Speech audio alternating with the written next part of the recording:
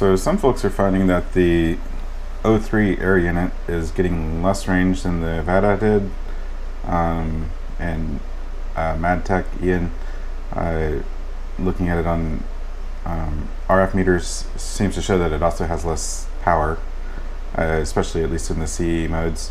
And there's questions about whether or not the FCC hex work over in CE for the O3 Air Unit. So they're doing a bunch of testing on that.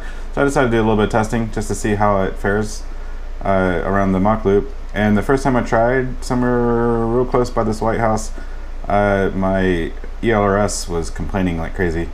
And you see it's doing a little better now, so I've dropped it all the way down to 50 hertz mode, and it does still complain. She was telling me about, you know, the telemetry was gone and all that stuff. So yeah, it's dropping pretty low, but it holds through. Now I'm not flying quite as low as I did with Avata, mostly because I was worried about the ELRS fail-safing. But really, I feel like this is doing exactly like Avata did for me. So maybe it's just a European thing, the CE modes, that's causing all those issues. This really doesn't feel any different for me. I think I go around one more time, because that time I stayed a little high, just because, like I said, I was scared. Scared of fail-safing. This time I stay a little lower, so maybe this will be, if you compare this run to my other videos on YouTube where I go all the way around with Avata, this may be pretty comparable. So yeah, I think I get around 20 megabit right here by this house, drops down somewhere around in there.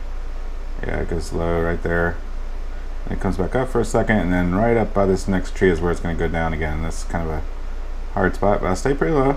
You know, not real low, but pretty low. I think I've seen as low as 4 megabit coming through here with Avata, but still, we were in single digits just then, and it looked great, and kept going. So yeah, to me, it's no different than Avata.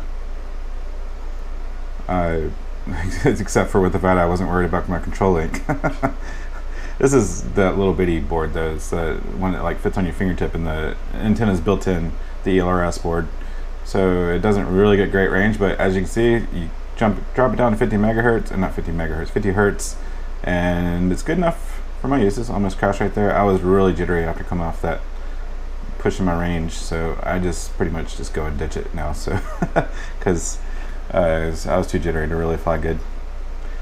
But yeah, I think that little board, it does good enough for my flying. Anytime I want to push it, I just drop down 50 hertz. Right, usually I fly 250.